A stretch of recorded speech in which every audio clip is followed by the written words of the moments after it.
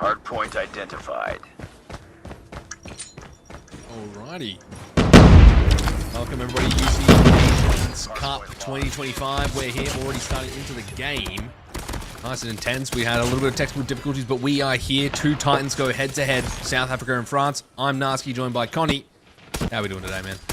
Absolutely wonderful, of course. A little bit of a later start than usual, but not to be fearful, as we have watched the entire proceedings of the UCE Nations Cup for the last couple of weeks. Next week's playoffs, South Africa and France, both teams here on your screen, are actually already qualified. We're going to see whether either or is going to play Iran or Russia based on the result of today's fixture.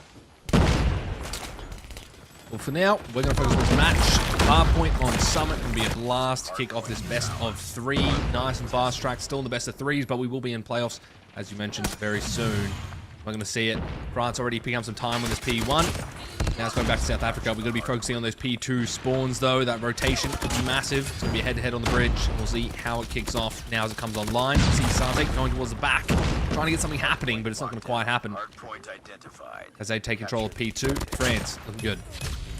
Yeah, some setonators as well going over for South Africa, but it's a very, very slow opening P1. South Africa needs to start stacking together as a team and isolating the gunfights at the right spot. This northern hardpoint is particularly dangerous to line, and a really tight setup can actually be quite punishing, Remy. Yeah, you can see going through the front, the kill feed completely blue. Some big kills coming out from the side of South Africa. They need to bring this back.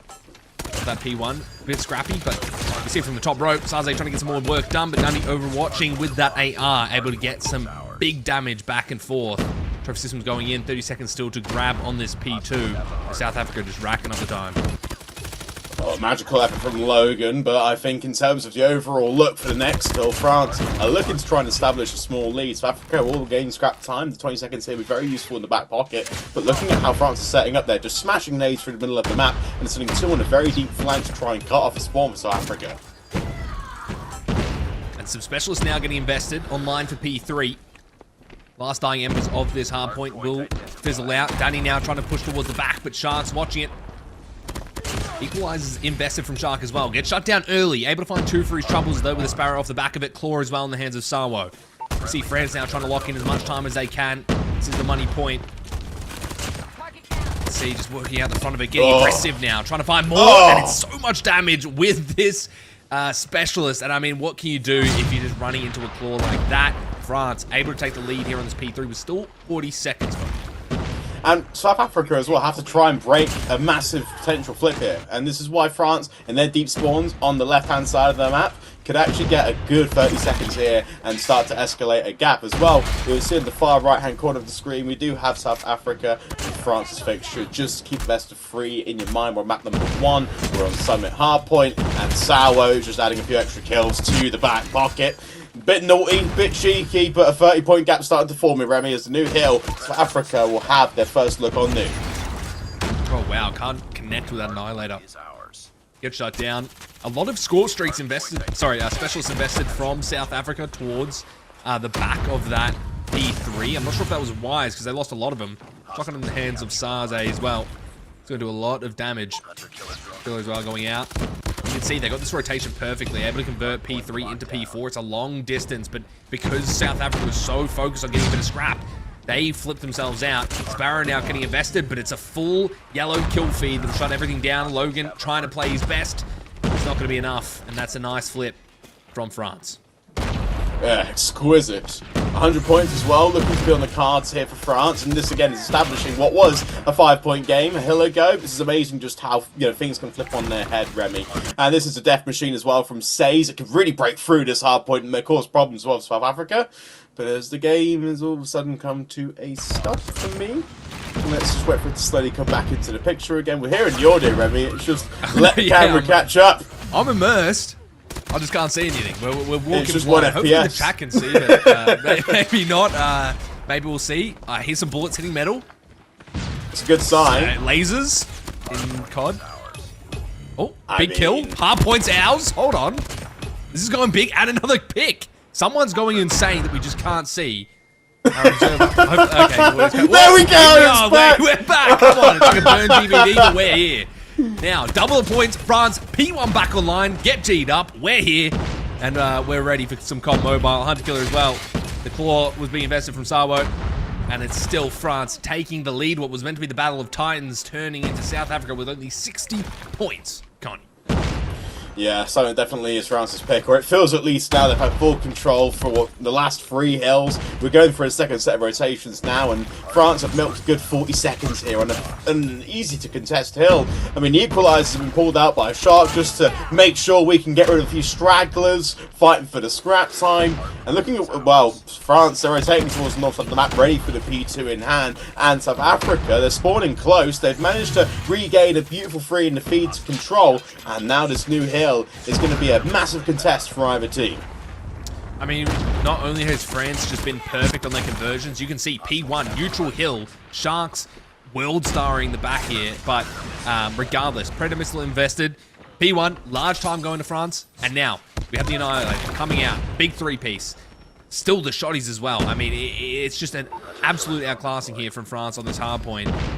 So much so that I'm struggling to keep up. It just seems so much is happening all the time, and it's just a yellow kill feed time and time again, Connie. But P2 online, trying to get some picks in, and we might see a turn of the tides here. South Africa desperately need these points to even have a thought of getting back in this game.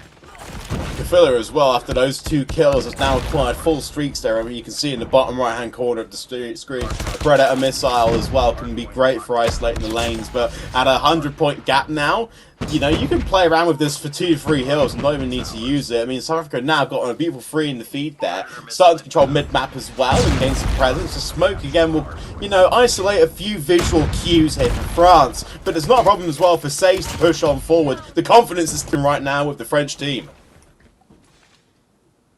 Well, just got word that France supposedly have DQ'd map 1. I don't want to be anticlimactic, but oh well, you are. Yeah, they do have an unauthorized turret in their loadout. I don't know if it was used. I don't know the rules, but apparently it's a DQ map 1. So, I mean, lucky South Africa because this match not going their way. I don't even think they know yet.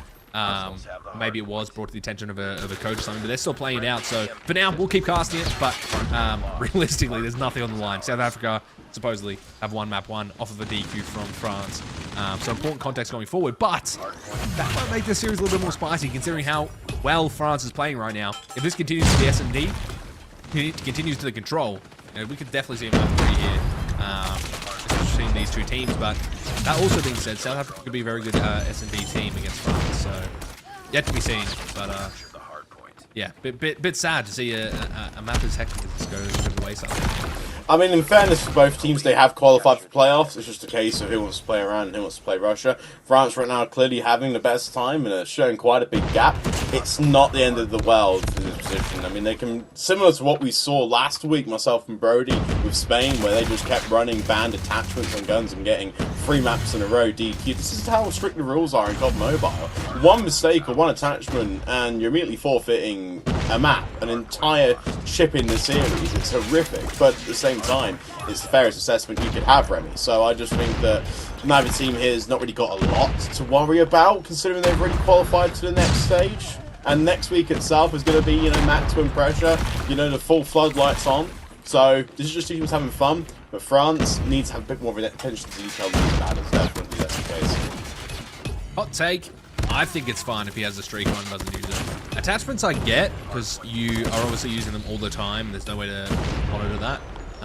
But I'm sure that South Africa would know if the turret was, you know, used against them. I assume it's a placeable turret. I'm not a COD Mobile fiend, but it honestly looks like a SAM turret, if anything. But regardless, you know, it is tough to make that one mistake. The attachments is different, though. Like, I don't know how you consistently put in attachments. I think Spain as well was doing something like that.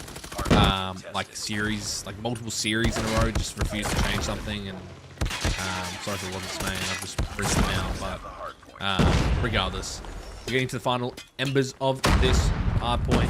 France still with the lead. South Africa doing a good job of getting some points back. The T1 back online. These neutral hills are just going to bleed them to death. And realistically, it's just delaying the inevitable if you are South Africa. But as you said, nothing on the line. Not for this map and not for this real series. It's just to see where the standings are going into the playoffs. We've really got quite a few exciting things lined up for playoffs next week out there. And let's say, just from observing the summit hard point here, Remy, and just how France are doing, clear to see that the ability of Shark with the shotgun as well as saves with the shotgun. These are two players again clearly cutting the map in just a way where France has got such a high line. They don't really need to rely so much on the ARs to even, you know, block a lane down or even try and force a play. They are just so good at just winning, you know, instant close quarter gunfights, and these aggressive flanks as well. They're just so hard to do. Yeah, you can just see how comfortable France are as well. Like, they're able to push things out, get aggressive when they have control of the hills, like just to slay some of these rotators and stuff, give us 5v5, and how hectic mobile is. I think those are really crucial ways of playing in the state of the game that mobile is in. And you can see it pays dividends for them. 240 to 147. No sort of scoff at whatsoever. Going into the hard point, and it gets their guns hot for the search and destroy as well. Death Machine now being invested, but South Africa yet again not able to get much done. No kills come from it, and France is going to try and lock things down right here, right now on this point. And the claw as well might solidify this for Sawo. Someone's trying to tell the hill, but it's not going to happen. 1 point left. Contestation comes in, but it's not enough, unfortunately. It'll only be for pride as the DQ does come in, and South Africa go up 1-0 in the series, as confusing as that is. Absolutely, never really a clean way things are ran, but hey, that's just a hard point. South Africa are going to have that 1-0 start. Next, it's Tunisia Search and Destroy. Remy, I love this map. It's very defensive favourite, but it's also a very technical S&D. There's 3 lanes to it, but about 25 million walls to it, so you can imagine it's a very stop-start kind of map, and once you get going or find a beautiful chain, a beautiful path to get to the other side, you can hit them at the most stupid flanks, the most stupid timings against the opposition. Diabolical routes to be had, and honestly, I'm curious to see, coming off the back of that DQ, that's going to be pretty tilting and frustrating for France. I know that you know, regardless that you make the playoffs, but I mean, it's just one of those things. Like, it's such a simple mistake that, I mean, I don't even know why you're running that in the first place. But look, I don't know what these guys do in their spare time.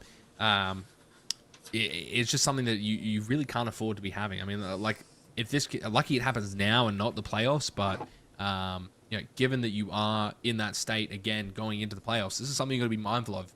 I would be double checking. You got to make sure: do we have all the right attachments on? Do we have all the right you know, streaks on? Do we have the right perks on? Armband, you know, whatever. Just make sure that we have everything solidified and locked in. This is not something that should be really kind of flying under the radar, you know, that easily, I feel like. But, you know, I'm not France. I'm not the players. You know, I can see how it can be a small oversight.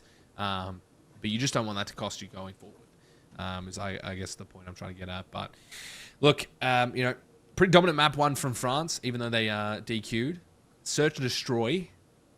I don't quite know how this is going to go down. I mean, it was really hard to get a good gauge of where South Africa were at when it came to the competition against France. Like, you can go off the score 150, 250. You know, it's pretty dominant from France, but a lot of the time you can see that, like, one team is a bit more conservative, or, you know, maybe they weren't on the rotations and they were just, you know, the speed was a factor or something. But France just kind of looked a bit all over it, where they were just kind of catching South Africa a bit off guard when it came into their setups, their rotations, that sort of stuff. So coming to a game mode like Search and Destroy, I'd be curious to see if the change of pace is the deciding factor here for South Africa to go, look, let's slow it down, let's get some, you know, some picks and work off them and just rely on our gun skill a little bit. Or like you said, for Tunisia, where there's so many routes that you can pretty much see the same thing happening here from France, where they're just so aggressive, running these routes consistently, making those opening picks, and, you know, kind of capitalizing on them. Yeah, absolutely. I don't think there's a lot that can be mentioned, but I definitely think going forward, you know, France still have a chance here, not just to win Search and Destroy, but also close it out and control. They're clearly a team that are very good in the respawns, but South Africa, I think their S&D might be top-notch, might be top drawer. I mean, we just don't know yet, but Tunisia has a way, again, of exposing people, particularly if you have a bad sniper on your team. It's always a case, especially breaking onto the A-bomb site, as you will see. It's so walled off that I just, you know, one wrong angle, one wrong look, and 3 of your teammates are dead. Also, the set pieces and the nades as well. It's very dust too. You know, you have to place the nades certain spots, certain positions as well, even on smokes too, because there are such high traffic areas that even now we've had this map in the pool since 2024, since I know of record, maybe even before then. 2 years of having this map, yeah, the nades are going to be very, very difficult to avoid. Yeah, and I think that's kind of what separates a good search team from a bad search team, right? You got to have these set strategies. You've got to have these executes that might not be as fundamental and as, I guess, linear as maybe a game like Counter-Strike or another tactical shooter, but definitely comes into play, right? Especially when you have those snipers online, especially when you have those line of sights. You need to be able to cut them off with different utility. You need to be able to attack different sites, clear corners, clear spaces with stuns, and all the rest. There needs to be some very smart utility usage on search and destroys, and that's what you see from a lot of good, strong teams, is that will be the deciding factor. Everyone can shoot straight. This isn't, a necessarily mechanical masterclass coming out from these players a lot of the time. COD is a very strategic game when it comes to the macro of the game, right? How are you setting up for rotations? How are you using your utility? How are you playing off each other in the trades? All that sort of stuff comes into what makes a good COD team to a mediocre COD team. And I think that we'll see that deciding factor coming into the search and destroy. And as you said, the snipers are a big one. If there is mechanical skill that gets shown in COD the most, it's definitely the scopes, the snipers. And we take a look at the rosters here as well. If you're a bit frazzled from our sudden jumping into this match. But yeah, this Tunisia is definitely going to be an interesting map pick. And I wonder the control. I missed the map. Do you know what the map was for the control? Oh, we'll see there. That's right. Yeah. Tried and true classic. Yeah, not much to change really in terms of what we expect on that map combination when we come to it, or if we come to it. Tunisia search and destroy, though, as I've mentioned, already touched on before. Defensively, it's very, very easy, but the set pieces and the use of utility makes it a problem for any attacking team to really break through onto a site early on. Your sniper rifle players are probably the most impactful in terms of not just getting picks, but keeping the in place and also just controlling a whole site. Snipers and COD Mobile are really quick and rapid. Not like traditional where it's slowed and more methodical. These guys can pretty much use it. The sniper rifle as a boomstick. At any point, close range, long range, it gets the job done. The shotgun players as well in Tunisia tend to have a hard time progressing the map as a pair because it's just, again, quite a long-rangey, difficult map to get a hold of, unless, of course, certain routes and certain little niches. Well, it's about getting your head around it. And I mean, look, if you do go into this and then you are France, you've just come off the DQ.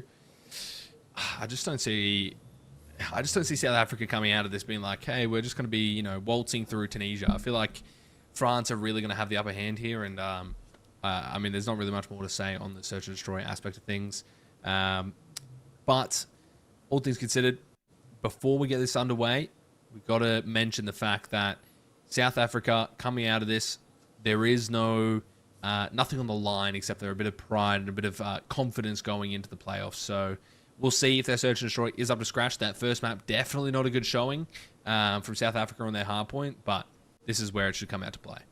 And again, not just one of the most beautiful maps in the game, but definitely one of the most impressive S&D layouts we have to show you today on the broadcast. So, I feel like, again, in this position, not just France, as we get stuck straight into the map as well. Stuns are thrown directly on A. Really close quarter situation there for Shark, but he's managed to call in reinforcements. Look at how many players left on South Africa. Just 2 versus 4. And a post plant as well. And they're getting funneled away from the site. Yeah, France are dominating early on. Yeah, massive kills coming out. One left is going to be Logan. He drops. Sawo pick up a nice 2 as well. Kick off the first round and give that towards France. And again, exactly how I thought it would go. France getting out with that aggression. Not happy about that DQ. Making sure that they make it known that they are the dominant team in this match. We'll see how round 2 kicks off. Sniper in the hand of Narks the King. We'll see if it gets some damage through.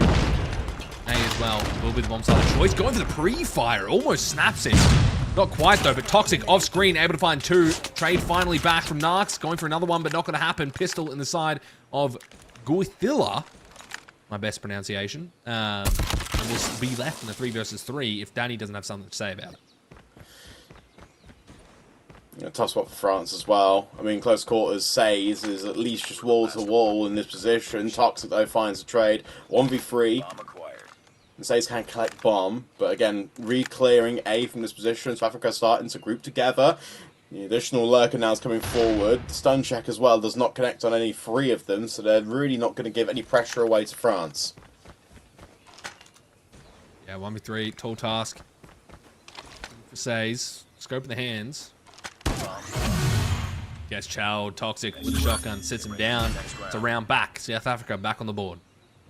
And a very difficult one for you to convert. Definitely a lot of twitching. You saw just how many corners he was checking there, Remy, in that position. And was caught with his pants down. Gun nut in hand. A simple why we'd call that. But then we go towards round number 3. France starting to get a bomb planted in this instance as well. Similar to the first round, they got man advantage straight away. Look at this, 8 nades across the middle of the map. The big aggressive set piece here for France, but they're going to get a simple trade at the end of it. Now the advantage is restored. Bomb is dropped outside of A. South Africa, wow, they're really trying to hold it. Says gets a pick. We draw it into a 3v3. Bomb is collected. They're going to wrap it around towards B, Remy. And look at all the arrows staring right at A. I think they have an inkling now that this rotation is on. It was a nice pick from Says, and immediately pulls out the knife, gets going. There's no messing about, and at least open up this rotation of the possibility of it. Unfortunately, Toxic continuing to wreak havoc with this shotgun, shutting down any of these pushes before they even happen. Says now looking to try and work for a pick, but I don't think anyone's going to give it up. Logan, especially, not trying to get his life taken from him right now. And you can see as well, Shark trying to get posted up in a, I guess, dominant position. And they're going to rewrap this over towards A potentially as the bomb in the hands of Says looks like it might go there. And you can see Shark now perfectly in a position to catch these rotators. And all 3 players on B, they have no idea, Connie, but it could be a massive play. And they're just taking it very carefully here. Letting the game breathe for a second here, Remy. It's a very boxed up setup here from South Africa around the B side.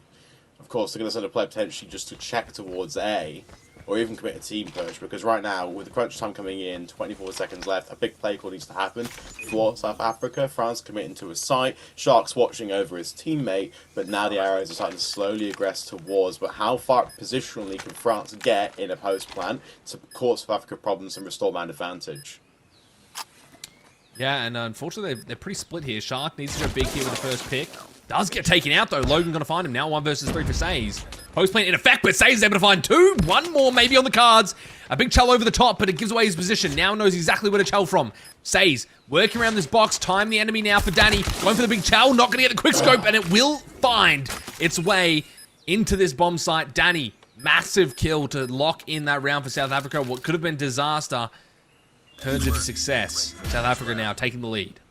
But that's why the sniper rifles are always so much fun to watch in COD Mobile, Remy, because again, a 1v3 can instantly be turned into 1v1. I mean, the L4 is just horrific for pulling off some unbelievable shots, some highlight reel montages.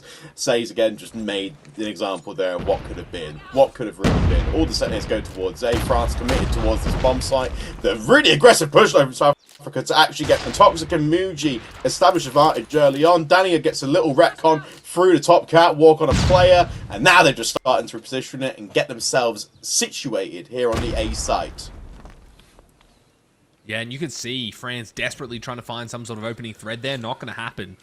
Sabo, though, does find success onto Logan. Bomb dropped. They are going to try and wrap this. Pretty readable to go towards B. The bomb in a bit of an awkward situation, actually, for them.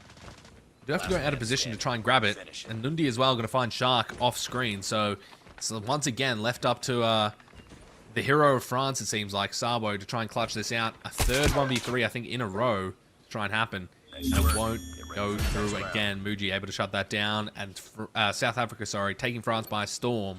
3-1 up. And this could be a simple 2-0. Things keep going in West Africa. It's the way they're closing out these fixtures, not just every single round, but they're just making sure, again, they're not over-panicking or over-complicating situations, even when they're 1vx. But France keep throwing lives away early on. I mean, look at Shark positioning here. Really aggressive push out towards B. No support from the teammates. South Africa are going to have the first look. That's how the first weapon was drawn. We equalise to a 4v4. A little bit of spraying, a little bit of a pre-fire through mid, because of course France are committing 2 players there to try and single out a single mistake from South Africa. But now they're slowly starting to regress back. They're already throwing long lanes to potentially get a pick, but committing towards B, South Africa's mindset. France flirting with A, but have no idea under pressure. Too many players on the map for them to really make a bold decision. Still down spawn.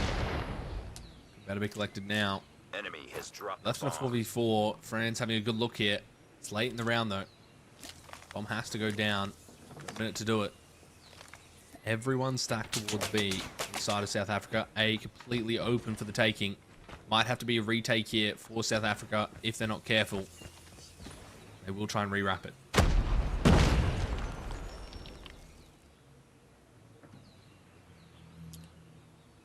France are very cautious. They've still got utility to spare. Well, South Africa spent theirs straight away.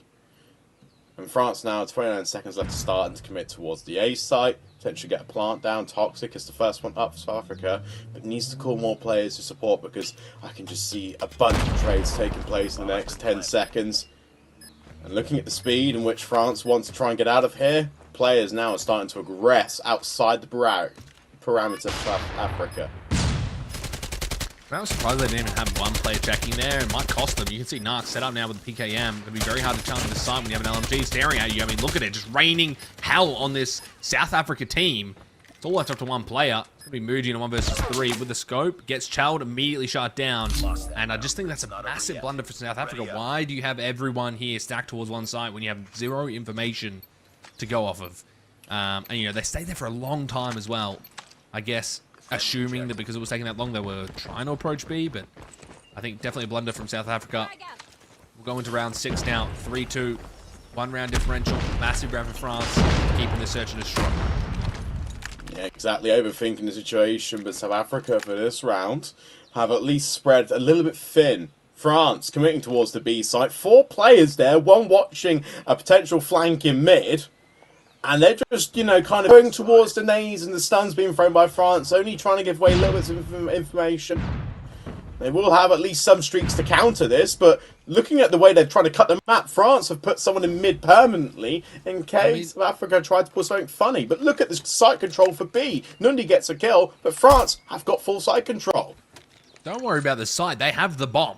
The bomb is just sitting in spawn, waiting for someone to pick it up. I mean, like, what am I seeing? Look, they had Shark or something. Who they have someone ran through mid, was like, okay, boys, you know, you've got B locked down. Let me go grab the bomb and run it to you. And you've got all of South Africa sitting here with their sack planted on the bomb. What is going on? I mean, that's like the 3rd round I've noticed that. They obviously leave bomb and spawn, you know, work the map, come back for it and rotate, but it's a bit of an issue when you have South Africa pushed up this deep and they get into positions. I mean, you can see now they've got to work all this way back. They've got to spend all this time. Logan gets caught lacking, pants down. But they definitely have the information that the bomb is there. And you can see Danny getting a free pick. Last 3 players now for France coming back. Try and pick up that bomb, and they do grab it. But you can see trying to get this rotation. Muji maybe gets one, but they give it up for free. Now B immediately getting hit, and again the wrong read from South Africa. Oh, they're going in solo to these gunfights. France can realistically convert a 2v4. And looking at the speed in which they're taking the fights, Nundi there gets a trade. 1 last player up for France. It's going to be Narc, who unfortunately cannot tuck himself away in time. Toxic there, the shotgun at close range, converts the kill. 4-2, definitely around where France had the right idea, even controlled early on. But the bomb was way too deep, and the one person to die, of course, was the bomb carrier, right in their own spawn. South Africa played intel as best they could, but also a little bit of anxiety was showing through their Remy, especially when the kills started coming in. They had to really revert to some guerrilla tactics. Yeah, I mean, just a blunder in general, not having the bomb picked up. You can see South Africa not going to make that mistake as we go into the offense for them. And it looks like A might be the side of choice. Yeah, they're stuck 3 on there. France there, though. Yeah, I was about to say 3. South Africa, though, Remy, they're really cautious in this position. I mean, listen, they've got 2 players playing catwalk on A, and then, of course, Logan's lying down here in possibly the least helpful position to get an overarching look. Says gets that drawn. And it's right opening up towards B. Nundi gets a trade to equalise it. 4v3. Still room for South Africa, but they have to now stack up a site where France have the man advantage in place. It's a lot of time working for picks, and they don't quite find the success they're looking for. But look at the chow. Oh my god, Toxic just flying out, trying to get something going. Not going to happen. 2 scopes left. Down to 1. Danny. 1 versus 4. Probably not going to happen, but maybe trying to work for a pick here. You could potentially see something, but just misses the play. Oh my! What a shot. Jesus. Naughty. Nice flick there. Yeah, that was Filthy as hell, but yeah. What we call dirty. And Danny unfortunately can't convert from the exterior. France get a clean round there, and especially with man advantage in place, we saw them aggressively take B early on. Really worked for them. But what's interesting now, we're going to flip sides around. So South Africa now are going to be planting the bomb. But arguably, again, they're on the better side for the first half here. Now France tidily smash their way onto the A site. Oh, Logan, he gets a conversion shot, trades it out comfortably. But look at the way in which South Africa are taking this site. They are smashing their way on. France have pinched around the backside too. Bomb is still dropped on A. But look at Logan's adjustments here. He has to be careful as Narc gets another trade. It's just now slowly going France's way. Nundi, pinned in a corner, has to get out of harm's way. Right. It's a 1v2, and France are trying to hunt him down. Yeah, goes to the double shell. Very smart. You know, Nundi going for that read shell. Probably didn't need to do it as deep. But, you know, that's hindsight. Looking as an observer, not a player. Yeah. Unfortunate round there. I do like the strategy though. Just hit it fast and hard. Don't let them have a chance to set up. Fortunately, didn't quite go that way. Not going to quite happen against these caliber of teams. You can see now even up 4-4. But Logan has something to say about it. My goodness, Connie. Nice 2-piece to kick off the round. Leave France defenseless. Naked and afraid. And the third as well. My goodness. Logan. Someone he can do it all. Yeah, he's having France on toast. Naughty snipes from the opening round. And single-handedly gifted his team the site for free. Look at France, just the 2 arrows themselves now. Not just isolate a lane to try and pinch against the full 5 of South Africa. But look at the way the picks are going and the simple engagements taking place. I mean, Toxic there has just whittled it all the way down. Salwo, pretty much, can't do a thing. They call it the French timeout when you just sort of accept the round's already lost and you can't do anything, but it literally is the French timeout. France have just had to sacrifice all 5 in one fell swoop. I mean, when you're running into Logan down mid, not going to go well for you. You've got the snipers ready, you're going to be hot, and you said that it might expose some of the lesser snipers, but we're going to see here, Sawo, is that a collat with 1 shotgun? I don't even know what I've just said. It is. 2 drop, and somehow you can get collats with shotguns. This is new news to me. We definitely don't see every day, but Toxic has been disgusting with this shotty, just quietly. Has the Odin as well to back him up. 2 versus 2. That's what we're left with. Now trying to hit this B site. Both players here.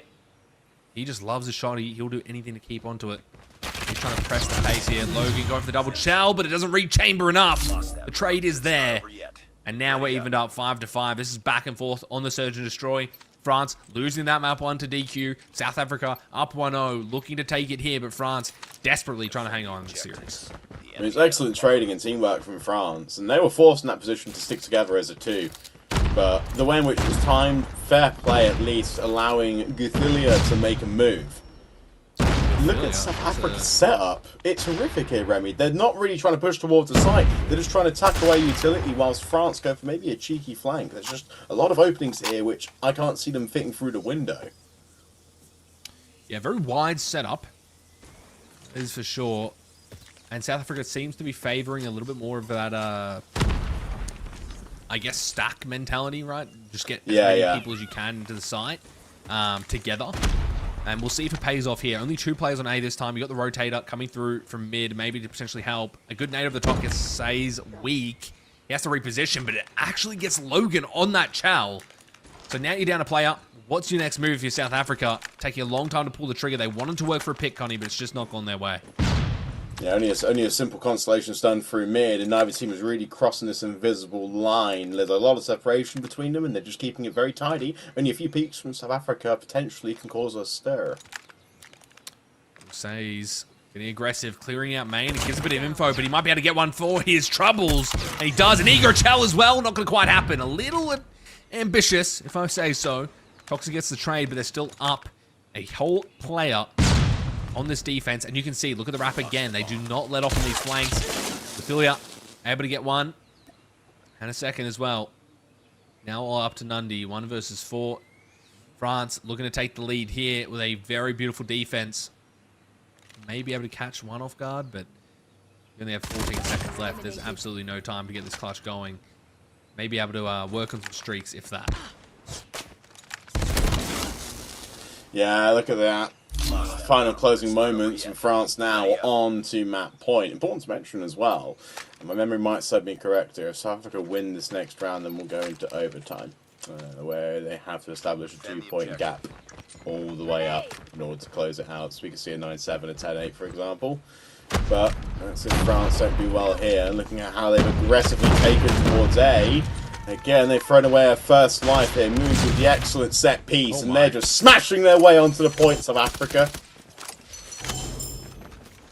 I think they just shouldn't be afraid. Like, you see, the first time they did this strat, they didn't win it, mind you, but it went pretty close, right? It was just up to those little trays. They forced themselves to be in favorable gunfights, or at least even gunfights, those 50-50s. Now we see it here again. It goes their way. There's just nowhere for the sniper to look at. There's too many players. A nice tell there from Danny as well. Leaves it into a 2 versus 4. Bombs down in post plant. Nundy's going to clean up. Now 1 player left. It's going to be toxic with that shotty. Evening things up. We are on overtime now, Connie, as they hang on. Yes, indeed. Needs to go to an 8-point map. And I love this feature about COD Mobile. We tie at 6-6. And we're going to go overtime, and it's going to be a gap of 2 points. First team to establish that wins. So going round for round. France attacking this time. South Africa slipping onto A. Both teams have got a full 5, and France have decided to band around the entire north side of the map. A player covering every single lane. There's no real stack anywhere, but they're just hoping that an overextension and a simple mistake creates a 5v4. Then they can start playing aggressive. I'm seeing the patience. I'm seeing the vision. See, no one wants to give up their life. At least South Africa having a chance to their defense again. Redemption, perhaps. Probably didn't go as well as they expected. See though, bomb still left in spawn. They never learn, do they? They'll just leave it there until they feel like they want to pick it up. They haven't worked anything. They haven't really gotten any map control either. You can see that first pick, Logan gonna find it. Fill up. Will be the one to drop. Now 4 versus 5. Super slow round. France still starting to fence 2 players out from balcony and cut to isolate South Africa, and it has worked. But looking at the way in which they've set up here, they've got a free site on A. The bomb was all the way back in spawn, of course. South Africa, though, have got a big potential here to cause an upset. It's moved here in an incredible pivot. But they've let the 2 players slip from France onto the site, and now they've got a full setup, and they're going to just play it boxed in. A stun in hand, and at least a set piece utility there to stun to get intel on where South Africa are going to be coming from. Yeah, it was a great little stun check there. Kind of got it boxed in here. You've got 3 players already set up to try and shell. They'll get caught in that corner here shortly as well. Logan able to find 1.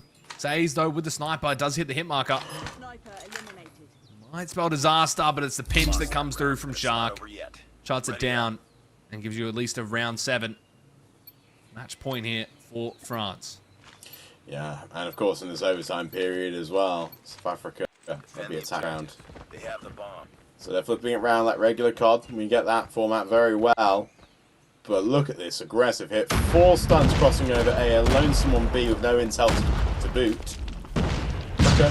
Again, trying to keep all the players alive. Aggressive position there from Shark. But he's got a shotgun in hand, I mean, he can cause damage. Pressured out. Almost dropping. Shots going out from Nundy. Not going to quite get the kill either. A very awkward position in mid. Does pay for it. Nark's able to get it done, but Logan with the trade immediately. Say's going to drop. That's the star sniper from the side of France. Logan, though, still alive. Able to find a second. Narks as well. Playing his life as best as he can as well. Shark with that help on the A site.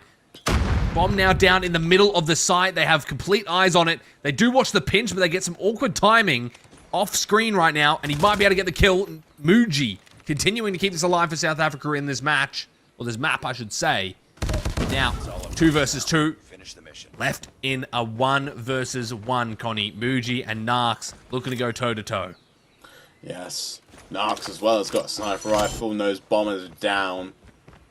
Muji just has to predict a beautiful path to try and potentially pinch him in the back, but for like Narcs again is in a position where he has the favourable weaponry, but constantly has to turn around because he knows that he can't keep the close quarters battle as consistent as he likes. But hang on, he's switching it around to B. And I'm not sure if he knows bomb's actually down on A, but it just feels like right now that he has no idea where the bomb is, but he simply could just sit there. If he gets a look, he could just sit there, and the round plays out to how he likes. I mean, I gotta say, that's a pretty big misplay if you are the side of Narcs. I mean, you had it sitting there, and you get one shot now pressured out. 10 seconds. It's more than enough time for plant for Muji, and that could be a disastrous thing if you don't hit that shot, but it's Narcs coming out with a quick scope, I assume, and France take the map out of nowhere. I was about to just roast this guy for leaving the bomb, making sure the site was undefended, and my fault, bro. My fault. Narcs, you're here to slam. You're here to get the highlights. You've done it, my friend. France taking map 2, leaving this 1-1 after the DQ in map 1. What should realistically have been a 2-0 series for France. Now not anymore, so we'll be going to that raid control, and wow. I mean, what a way to, you know, just leave us hanging there for a bit. They made it work in many ways. But South Africa in this situation, Logan was a standout player, and particularly the impact for them that really caused a few problems. But again, it was just the ability to have Shark be useful for the shotgun. It's very difficult for shotgun players to have major impact, but Shark found a way of just tucking himself away into corners, playing off angles, using the environment well. The walls, the pillars of Tunisia can be really, really difficult to predict pressure, and even any players hiding, Shark did so well just hiding. And then just getting 2 out of nowhere because of an overextension from South Africa. And looking at just what we can see, I mean, listen, it was 5-6, it was 6-6, it was 4-4, it was 4-3, it was always a round apart, but France knew just the minerals needed to get that 2-gap extension, even in an overtime setting. Just excellent S&D was being played. The utility usage as well. I thought South Africa had a little bit better utility usage. Even the set nades and set pieces, they were making a lot of important first bloods, Remy. But send it to the raid control. That's all I'm going to say. Move on. This could be a closeout series. And again, it's just a series to see who's going to be playing who in that playoff bracket. As these are the final 2 teams to fill out the playoff bracket. Well, it could be South Africa taking this, or it could be the first time in my life I could see a best of 3 that ends at a 3-0. You know, it could be very interesting to see how South Africa come on this control compared to their search and destroy and hardpoint, but I just feel like they're just not as tuned in as maybe France, or maybe not feeling it as much as France. I mean, they had some pretty good rounds in there, don't get me wrong. I mean, it went into overtime, it came close. But I think France just looked a little bit more in control of it to me, you know, overall, right? I think that we had some great rounds from South Africa, you know, blitzing that A-bomb side on their attacks. They just struggle a little bit on the defense and I guess coordinating themselves a little bit. You got some great, you know, standout plays as they're, you know, on their own. Like Logan getting a nice 3-piece with a sniper, Toxic getting some big kills with a shotty. You know, some big plays to open up the map, but just not really as cohesive as France to me, at least off of my my looks here. But coming into a control, that is really going to have to be the name of the game, right? You need to have a bit more coordination. You need to have that team chemistry. It's going to be really difficult to try and find success when you know, you're not all on the same page, unfortunately. It's just kind of how it goes. You know, Control's one game mode where wait. This can't be real. Hold on. I think I'm getting baited. Is it another disqualification? I have to be getting trolled. Someone's sending me a video as we speak of I guess another disqualification for France. Oh man, I give up, man. Why do we bother? What was the point, Connie, of me waking up at 6 a.m. 6 a.m. for me to come in here and cast a match where France just... Oh, man, I'm so close to just cussing out every single... Man, oh my God. Dude, man, I'm about to lose any sort of semblance of professionalism as we go into... Oh, man. We definitely need to have someone checking this before each game, or at least an admin that's just like, send me send me a mod file of your classes. You know, to all 10 players. It's just I'm gonna personally go into France's team, start speaking French. You know, bonjour. That's all I know, but I'll pick it up on Google Translate. You know, un deux trois. You know, and start telling them what attachments are allowed, because this is absolutely insane. I mean, whatever. If South Africa win the series with the most deserved win I've ever seen. We need to clip this reaction GGs. just for the catalogue. It happened with Spain as well, and you put all this thing and you think, oh wow, we've got a story here. Oh no, it's just 2 DQs in a row. We had that with Spain. They DQ'd 2 maps in a row, and then just forfeited the literally entire stayed up all tournament. night, ruined my sleep schedule for France to dick me around. Can't believe it. And everyone in the chat. Whatever. Yeah, I mean, France probably disappointed themselves, disappointing in all the hearts at home as well. You know, that's just how it goes. We have South Africa going up against Senegal, I believe. Wait, am I tripping? So or was that the other match? that's the thing. I think South Africa have got Iran and France have got Russia. No, sorry. We're doing another series, I assume. Yeah, we got Senegal. They're the next series, and it's Senegal versus Egypt. Oh, Senegal versus Egypt. Man, I'm all over the place. I haven't slept. France has annoyed me. Actually, this was the fixture for the African Cup of Nations, the continental football tournament last year. This was the final match. This was Senegal v Egypt. So we got it in UCE, which I'm not gonna lie is quite nice. A little bit historic. These two best teams in Africa. Man, sorry. I'm on tilt, bro. I'm on tilt. We need to send it to a break. Get ready for Senegal. I've already forgotten the team. I'm seeing red right Senegal now. Egypt. Red. I'm seeing red. Senegal versus Egypt. Senegal versus Egypt. I wish I could get my hand around France's neck and just not let go at the moment. It's insane. Like I just Take a break. feel the Take life 5 drain minutes. away from the team's life. You know, their eyes. Anyways, regardless, we'll move on. I'll regain, as they say in COD. And we'll be here for some more COD Mobile here shortly. And it is the last match before playoffs, where we will see some big matches. So we'll be back shortly, and don't go anywhere.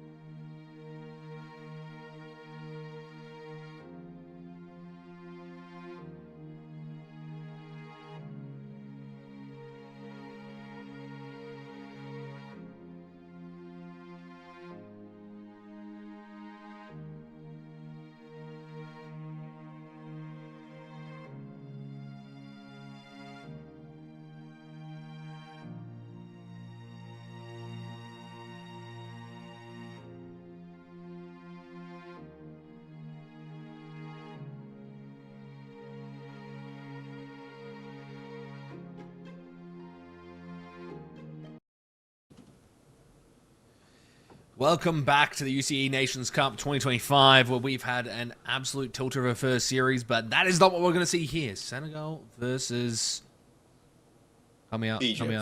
Egypt. Sorry, my brain's still... I said I would lock in, but I'm not. Regardless, we're coming in here, Senegal versus Egypt. Hopefully a very good series coming up. It is to see where these guys place in the playoffs. And we have the team here from Senegal: No Limit, Denol, Risk, Clover, Supreme, and we'll see how they perform here on the hard point as well. I'm very excited. I just want to get in. Stepdad, interesting name there. ADHD, Awaken, Power, and Mars. I gotta love the COD Mobile names. Really something else. Really something special. I mean, it's just, very much an esport lobby. Nothing really would ever compare. All we're missing is an Uwu, and we're missing like her footstool and his table. We're just missing that. Yeah. That's all we need, and we've completed the esports bingo card for today. But in reality, this is a fixture steeped in history. It is the two best African teams, not just across the esports, but I mean, this is the 2024 African Cup of Nations finalists not too long ago. So Egypt and Senegal have always had a heated rivalry in recent times, not geographic to Africa, but just in terms of being the two best African teams always in every sport they come across.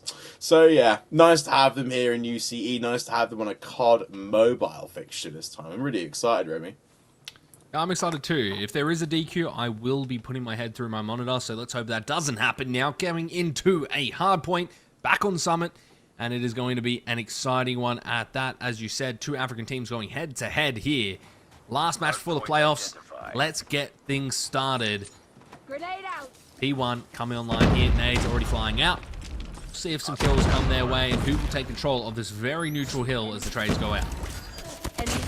So far, Senegal and Egypt going bar for bar, two apiece, but looking at the way in which we're seeing Egypt progress the map, we're sending a player down south, that's going to be Mars, at least trying to control a flank opportunity for Senegal. Now, Egypt get the first piece of time on the board, one contest from Senegal now comes in, and they look to try and stack this hill heavily. Look at the blue dots just jotted around the hill, and look at the streak usage right now as well from Egypt outside on the hunter-killer drone, looking towards New. It seems to me right now, Egypt's strategy again is to try and keep this hill wide and then plan for a full 60 on the P2, whereas Senegal just want to get a 10-point gap here and just push from the P2. So it's a very nice contrast of styles, and Senegal right now are winning the lion's share of the kills.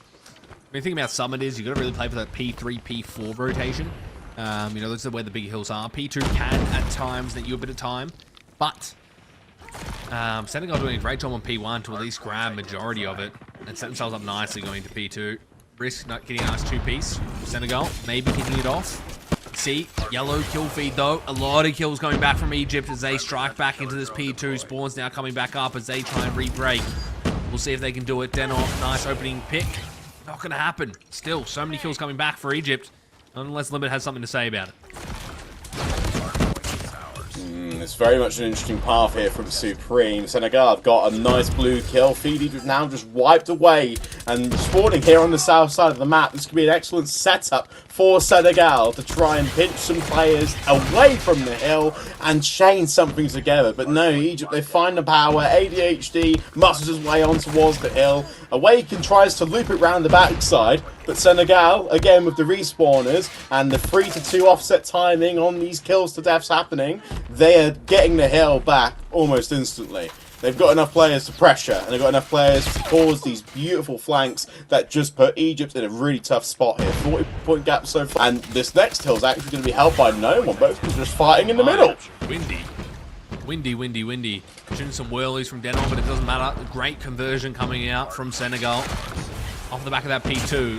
The kills starting to come back, but the Sparrow's being invested from both sides, but Power comes out on top. Two little bullets, as well as the War Machine now from Denol. Spawns at the back, but Power shutting it all down with the Sparrow. Risk trying to get back in the point. Hunter Killer might help him out, but the Equalizer is now being invested, and so many specialists, but Senegal can't do a thing, stuck in the trap. And now, Stepdad slammed Clover. It's just horrific to say, but it is a fact. I heard as soon as I left my mouth. You're never going to get away from that one. Death machine from Mars. Anything to do with the Stepdad, it's just, I'm not liable. Oh, Mars, at least now making the most out of this death machine. And Egypt have clawed back a good 20 seconds here on this hill.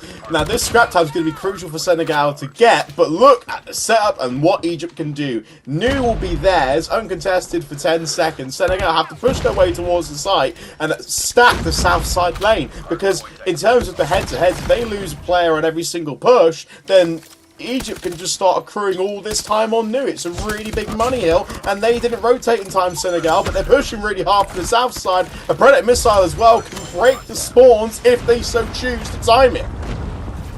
Yeah, great little opening there. Vortex now getting invested. Maybe Limit can find some picks. We'll be able to find one, but the War Machine strikes back from Awaken, immediately traded out. You can see this hill being left white. Egypt getting a very good conversion on that P3. Able to get some picks in. Rotation was good as well, but Senegal with a nice break. Stepdad with the belt in the back, still able to slap down Supreme, and now we've got Risk as well in front of this point, trying to clear out any more of these Egyptian players. It's just so difficult when they're coming from every single angle, trying to snap around, but Supreme gets a nice little cleanup, and this is so scrappy, but they come out on top. Denor as well, just adding a few extra kills to the board, but more importantly, pushing out the hill and causing Egypt to flip themselves away from favourable spawns. Now the route has been cut off by Supreme, but looking at the yellow dots towards the hill, Senegal have got this 40-point cushion to play with on P1. Now Egypt have to try and get time in, so they're going to start smashing 4-5 players towards mid, maybe even one lurking on the outside to set up for Nu. Senegal can just sit back and just hold pre-aims. They've got lots of time to slow the game down now because this cushion has been built, Remy. Yeah, Denor's trying to get in on this P1, but Egypt really needs some of this time back. We've lost a lot of crucial rotations. This is where you need to bring it back. It's a neutral hill. You just have to rely on the gun skill, and we'll see how it happens. Trades back and forth. Pinstripe kill feed. No one yet to quite take the advantage, but Egypt look like they might be striking back, and it might be nail in the coffin to do it. Risk does drop, so some points do fly the way of Egypt. Very tidy finish as well for Senegal. Egypt now at least getting a bit more time on the board, but the way in which we are seeing this match pan out, Senegal have to really keep this pressure towards Egypt because it's starting to warm now a little bit together. The last two hills have just been heavy contests, but now we're going to see time on the board. Oh, 8 nades chucked across the site. We love to see it, Remy. Dino's on a flank, he gets shut down, and Egypt have got much more frontal pressure to keep this game tucked away. Yeah, P2 looking like it could be big time here for Egypt. Doesn't get strike back. Annihilator invested from Stepdad. It will be shut down immediately, though. ADHD now getting on it. Big kills coming through. Awaken kills himself, but takes down 2 with him. Wow, Egypt just really struggling here on some of those conversions. Equalizers now in play from ADHD, but it's going to be Risk taking everyone out. It's a massive 3-piece from him. Staying alive for the 4 Risk. Massive to keep it alive for Senegal and continue this lead. Beautiful stuff as he continues to fry out with this VMP. My goodness, Connie. Absolutely insane from Risk. And he continues to be that player for Senegal. Unfortunately, broken right back in from Egypt, but it's going to be on P3. Yes, Remy, the Pharaohs have regained control of scrap time, but looking towards Nu, an isolated 1v1. ADHD has to win this kill, which he does. And looking at the flip spawns, Egypt have rotated this hill perfectly. They can get Nu time with the 2 players crossing thanks to Stepdad and Mars. Senegal flipped out. They're not out. Front of the time. Stepdad able to find 2. Clover with the help. It's a nice break. Everyone from Senegal coming alive. Able to break in here. Neck and neck match. We saw this situation from Senegal last set of rotations, but now on the receiving end, Egypt in their spawn, helpless, crying out for help of any kind as the War Machine continues to slaughter them. You can see the time getting racked up on P3, but Egypt's just still stuck in that spawn, unable to do anything. Oh, and the smoke as well is just acting as a shield, really. They can pre-fire it, doesn't really matter what's going on. You're walking into a death trap. 20 seconds of scrap time, huge hit for Egypt just to keep the game within arm's reach. They can't really afford to let anything slip here. Senegal are really spread out around the map. You can look at the blue dots as well, just enclosing on Egypt's push. It's just horrific to see, but they're stacking 3 players towards the Nu hill, so they might win spawns here, Egypt. If they can lock it down, which they do, it tucks away potentially a good 20 seconds here, and to overtake Senegal. I'm not sure why Denor is challenging old with like 10 seconds of scrap time when they have like a 40-point lead. Spawns them out, bad gives decision Egypt a making. freeze. Yeah. Yeah, just really, really bad. Gives Egypt these spawns here, and now they can set up. We saw Stepdad around the side last time, wrecking a bit of havoc, and now we can see it locked in here. Clover does find a way in the back, limit as well, trying to get through, but it's just so difficult now, and Egypt might be able to take the lead with this P4 conversion if they're not careful. You can see the spawns are close. It's a bit of split spawns, really, or parallel, I should say. Death Machine does get invested to try and bail them out, but it's still so difficult if you're Egypt to try and stop, I guess, such a dominant specialist. Tidy little finish here as well. Only a 15-point game. I mean, this scrap time here could be contested all the way down. Senegal have it for the time being, but Egypt are closing in fast. Oh, not just on the north side of the map, on the south side as well. Risk shooting the windies, as you'd say. Nothing connecting onto the dome. Hope he's lying. But you know it's going to happen. But listen, Egypt here on the brink of overtaking Senegal. But focus your eyes back towards that P1. We're rotating again for the third set here, Remy. And Senegal are just about holding on to this lead. But it could change here. Risk trying to come in, maybe find some damage. Not going to quite happen. Clover. Now looking to try and gear up for this P1. Neck and neck going into this. Very different to what we saw in our last series. They're not jumping down that trophy system. Now P1 getting locked in. Senegal not leaving this up to chance. Egypt have to fight for this P1 time if they want it. You can see ADHD now with the subs trying to make that opening. Very scrappy yet again. It's such a neutral point. We've seen it time and time again. It's the third set of rotations and yet still a pinstripe kill feed. But Supreme seems to come out on top with these crucial 2s and 3s, Connie, that save Senegal again. And they're able to lock in the majority of this time and set themselves up for P2. Oh, this is where it gets interesting. We're hearing Gravity Gun in the background as well. Senegal with his 40-point cushion here can just keep it contested on the P1. This hill does warrant it. Supreme sliding around, machine pistol in hand. Although it's, you know, just buying time for Senegal to get ready for new and keeping Egypt on their toes. Look at the macro side of this game here as well. Predator missile was called in. More being added to the idea. Look as well, we got a Sparrow in hand here. If Supreme were to use it, it would control more of the map. But it's just how well can Senegal hold on to their food. They've got a lot to play with and a lot of time to use it. I'll let it in the hands of Stepdad. The Annihilator. Weird. Yeah, it feels weird. We'll continue though, move on. Nice kill onto Supreme. Maybe finding some picks here as well. P2, good job from Egypt. Nice kill there, but it will get shut down. Risky score specialist to have in the hands of the Annihilator. Denor can't get the connection with the War Machine. Goes straight through him. Egypt still locking in this P2 time, and all that lead that Senegal gained suddenly slipping away from them. P3 needs to have eyes on it. Senegal with the rotation, with the setup. Stepdad trying to make a connection, and you've actually got two players here from Egypt. Clover, though, in the back might be able to shut it down with a nice two-piece, and at least get Senegal the break and the setup. We'll see if it lasts, though, Connie. We've seen so many scrappy hills here on P3, and it seems to be the unfavorable side if you have these spawns due to the specialists, and we see it here yet again with this cycle. And Senegal now are in the closing portion. 20 points needed to convert. And I'm looking at their specialists. They've got 4 or 5 to pick up here from. So I feel like here in this position, as you'd say, Egypt have to keep players alive. And not just inside the hill, but on the outside too, for any pushes and potential flanks. They're doing a great job here, to be fair. They've managed to control the entire south side. Senegal's push has been equal. And it's just, you know, a very close fixture here. They can get 220, but they have to hold a perfect hill, and it's going to go all the way down to the wire, Remy. Big win, big win. Yeah, massive kill there from Clover. Might let him spawn, but he just spawns right in front of his face. Oh my god, Stepdad! You are blessed, my beautiful, beautiful named player, but I mean, I can't believe you just got split spawns. The rotation has to be on. Now, in the back, we see it. P4 is online. It's going to be 3 versus number 5 on this map. Still getting those spawns close in. Mars able to find Denor in the back, and now we're locking it in, but Senegal lights up the kill feed, and you've got 7 seconds to try and make a mad dash if you are Egypt. They might be able to break through, but I don't think there's enough time. The contest is in. It's not enough. Senegal shut it down with a very, very close P1, map 1. My god, my mind's still in this hard point. So hectic, man. COD Mobile is sometimes hard to keep up with, but that was an absolute blast for the map 1 to kick things off for this series.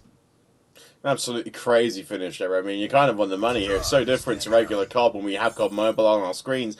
It feels twice as fast, and you can't really fit everything all at once into what you're trying to say. It's just, you know, in and out. So quick, so risky. And speaking of looking at all of the stats on the board for you here, Risk, Denor, Supreme, and Power, all above 50 kills. All above a minute in hardpoint time. It's just simply gorgeous. They have, you know, not just fulfilled the role very well in this really small, it feels like a 4 to 5 hill this map. It's a really small one. We've gone to the 4 sets of rotations. But now we're going to go straight towards a Tunisia search and destroy. We're hoping to see at least if Senegal can continue their form. A very risky finish. Egypt started to wake up a lot more towards the end of that map and really made the correct decisions, despite instances where we saw they were just hitting scrap time for 5 seconds. They were losing crucial 1v1s for new. You know, all of the hallmark fundamentals to get chains going and get a big gap forming. Neither team really could establish it well, but now in Tunisia search and destroy, slow it down, see how good the sniper rifles are, as we'd say. Yeah, it'll be interesting to see. We've seen a lot of highlight plays there in that map, some exciting stuff. As you said, COD Mobile twice as fast, but twice the dopamine. You just see so many cool highlight plays. You got those specialists that come out. We'll see in Tunisia if those snipers will be the deciding factor, like we saw in the first series, where, well, I say it's the deciding factor if you look at it from a game perspective, but really the attachments and the streaks were the deciding factor in that series. But as a whole, when you look at the map, it was the deciding factor, and it's what we tend to see. But I'll also be interested to see what their setups are like and their breaks, because, as you said, defense super consistent here on Tunisia, but it's on those offensive rounds. If you can rack up some points and some rounds on your belt for your offense, you're going to be sitting pretty nicely for the defense, or vice versa, right? If you start on defense, it's going to be up to your offense to see how you finish. But very tough task. We saw how difficult it is to get in that A site. It's just a bit hard when you've got really limited resource to work with a lot of the time, and you're just trying to go off of dry peeking, shouldering, and just going over pure gun skill when it comes to getting those opening picks. And that's going to be the biggest sort of factor. We saw it the last time out as well between France and between South Africa. Either team could really depend upon, you know, a 4v5. The first blood can really be quite a beneficial stat to pull out and look at who's going to control the game, but really it's the nades. It's the nades and the ability to be a great sniper rifle player is what I think is going to really turn us on its head, because that's when you see immediate 3v5, immediate 2v5, and these men advantages that you can't come back from, and it's such a control-oriented map where you have to be on B, or you have to be on A in the first 5 seconds to really have a good look. Defend the objectives. Well, we're going to see here now as map 2 gets underway. Tunisia, we've had a very solid series here to start things off on the summit. Senegal up 1-0 now. Egypt falling very close to the mark, but wow, this is going to have to be a reset for both teams. Slow it down, lock it in. It's going to be very slow paced. We saw how it can go on that first series. It's a lot of back and forth. It's a lot of waiting, baiting, working those picks, and very tactical, but we just got baited. So hello again as we get back up to the map screen. And if you didn't think it could get any worse, COD strikes back. Always does. Even, not just across any title, we've probably had like 4 or 5 titles where servers have just kicked everyone out last minute. COD Mobile's no different. It's just a curse. I think I recall one COD where it was like you would just join and one person would leave and then someone else would join and they would just kick out another random person or something. Yeah, I don't know. It's a tried and true classic. I think they do it on purpose just to mess with us. To be honest, like they do that and then they don't have like Codcaster working. And they take like all year to fix it, and then like in the last update of the year before the new COD comes out, they just go, "Hey, we'll just quickly update that thing you've wanted all year."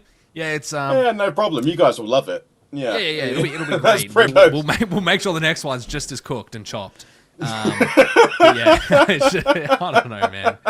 It's something like it might as well be on purpose. And COD Mobile seems to be no different, but apparently, on looking ahead, there is an update on Monday. That is going to update COD Mobile, new movement and animations and stuff. I don't know. That's a pretty big one. That's a big one yeah, for mechanical gameplay. Now that might change the hierarchy of things, and especially across all regions of COD Mobile, see some new metas form. That's really exciting. Yeah, I mean, it comes kind of periodically, right, with COD and COD Mobile, I guess in specific, where, you know, you don't really get massive changes up of the meta, right? They kind of settle down and they stay for quite a long time. It's quite a developed game in that sense. So it's nice to see something big coming through, and well, it could be nice, could also be quite bad if you look at some other ways, but I think change is good. You know, it might take a bit to get used to, as is the case, but I mean, this is COD we're talking about. I mean, regular COD changes every year, so you know, you've got to be used to change at this point in COD's lifespan, wherever you're from, COD Mobile, regular COD. Regardless, though, we're hopefully going to get things picked up. I heard bomb dropped, so I'm assuming that we're in and we're loading up, and I'm not going to get baited. So, without further ado, let's get map 2 underway. Tunisia, search and destroy, Senegal up 1-0, and everyone's left the game. Man, I'm gonna... Oh no, you're starting to Hold me lose back. Hold me back. to lose the Hold me plot a little bit. Me and Listen, Mobile some things have just some aren't words. in your control. Some things just aren't in your control, and this is one of them. A simple server, a simple 60 hertz or 60 tick rate server that can't hold 10 people across two different actually the same continent, to be fair. They're only a multi-million-dollar company. It's what can you expect, really? I mean, you know what? At least I can't blame the players in this one. You know, like, at least this is something larger than us, a higher power that is the COD god that is messing with us. But you know, third time is the charm, as they say, Connie.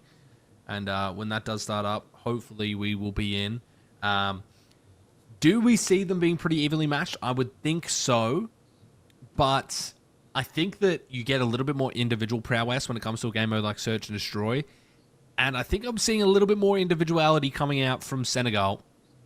Mind you, very close hardpoint. I'm seeing a lot of team chemistry coming out from Egypt, but we just had so many cool, big plays coming out from Senegal there, like Risk, Limit having some ones, Supreme as well, having some big, you know, flourishing plays. And I think in a game mode like Search and Destroy, that's really what you need, especially in a map like Tunisia, where you need those kind of star moments where you can open up the site, find that first pick, get something going, you know, get the engine going and rolling. So I got to say, you know, I think Senegal looking a little bit better here coming into the Search and Destroy, especially off the back of a very close and very nice hardpoint win.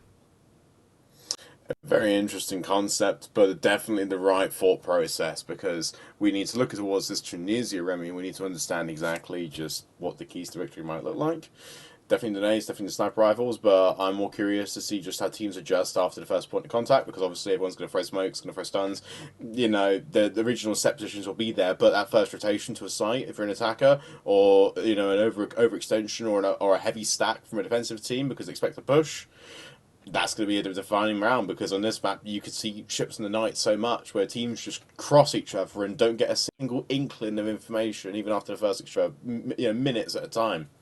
But this is where all things happen. This little bomb site that you saw right there in the first cutscene, that B is where the sniper rifles and the nades are the best use. Even the shotguns here on this open A can be impactful, but watch out for timings, because if you're starting on the defensive side, you have a better route towards B. Now, looking at the push here, Egypt, they are now having a little look through their options onto A. Senegal are there first. Yes, they want to take a plan, but Senegal have gone towards both sides, and they're going to try and aggressively take a good high line here in the middle and keep Egypt fenced away. Look at Awaken, watching this deep flank here. There's a lane behind him, if someone was brave enough to take it.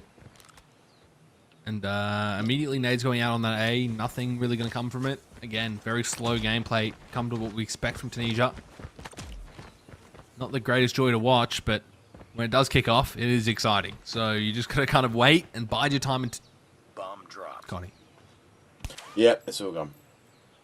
They're all gone. I can't. You can't do it, mate. Can't I do know. Just if you're a player, all you got to do is play Tunisia, search and destroy. All you got to do is plant a bomb or eliminate the other team for 6, 7, 8, 9 rounds if you're lucky. Let's just decide about rock, paper, scissors. It is pretty much. But we're understanding now here from Tech Ops exactly what's going on. The reason why this is happening is because it's a high ping issue. So, despite Egypt and Tunisia, they're about probably 4 or 3 hours apart. It would be similar from playing on one side Egypt of Australia to the other side of Australia. Is the distance Egypt's between these two connecting countries. to Tunisia itself for the match. Is that what I'm hearing? Yeah, I mean, one side of Australia, the other. 60 ping, I think, is the differential. I don't know. We get the Westerners, the Western Australian, the Perth. I mean, we get people complaining all the time. Very limited people, mind you, who play in Australia from Perth. Yeah, it's all fine. Yeah, for the players. They sit on like 60 ping. Yeah, literally all 5 of the bogans living down in Perth, having a VB as they hop on. Most people have probably no idea what I'm talking about, but yeah. Oh, anyways, it's so cultural. I have to look at a few YouTube videos tonight. To be completely fair, now I'm thinking of Australia. This is so off topic. We'll get back to it when the map starts, but I've never seen anyone from the Northern Territory play any video games. Like, I've never heard that someone, like, you know, like when you like meet someone, I don't think anyone from Queensland's going to be, knocking up an Xbox or a PlayStation. They might be. I don't know. Like we have a lot large like Aboriginal, culture and people living out there. So maybe they decide to make the jump. Who knows, man? Who knows? I mean, we welcome them to that. We'd absolutely 100%. Welcome them. I'd welcome anyone playing COD at this point. Do you know what? I'm looking back in time down history and like all of the APAC teams that we've had. Of course, Australia for a time, there's about 4 or 5 great teams coming out of there from like 2020 to 2021. Even mine freaking 2019 is a great example because they were actually good on the international level. But you had Rush Gaming, the full Japanese team, you had Singaporean teams come in as well. Man, I missed the Japanese. They were banned our thing. It's sad. But now back into the game. I was about to say, this time around. Yeah, I know. So it's only 2 nades on ace. Everyone's holding their belts for the first adjustment. As the point of contact looks to be established by Senegal, they're really aggressive towards the A. Egypt, though, are just trying to hopefully force a mistake from Senegal by making sure that they come right into them. Look at these prone pre-aims. Alright, we got a do over here in this round. See if it's any different. Seems like another A setup. Different setup from Senegal, though. They had 2 mid, 2 A, 1 B. Just playing that information on B. You can see no one looking to pull the trigger. Be nice for someone to just get a... Oh my god, Mars. You poor soul. Wallbang comes in for Denner. And he's able to just shut down Mars. I mean, you hate to go out like that. Doesn't even get to play the game. We're sitting there, doing nothing. But AHD claps back. Nice 2 shots coming out from him. Denner and Clover going to drop. It's a bomb plant and a nice offensive round coming out from Egypt. Even with that first blood coming through for free, they will set themselves up 2 versus 4. It's going to be a tough clutch, but if there's any people that can do it, Connie, Risk and Supreme, 2-star players, but they'll get shut down. Oh, Power chopping down Supreme at the wayside, and Risk is left all alone with VMP. And that's... Oh, he's throwing out smoke. Interesting. Not going to be much use, though, is it? Awakens already got the pre-aim with the sniper rifle, an instant 1 tap to the head. First round towards Egypt. I think we can tell what happened that round there and why Egypt won it. Yeah, it's the first bloods, but also Senegal were very to push out. Originally, Egypt there were just playing close quarters, and then of course one player made a mistake, and then Egypt all of a sudden just smashed the hill. 5 nades going over towards A, and Egypt are all funneling towards North Balcony. Senegal's got sniper rifle posted to watch that exit.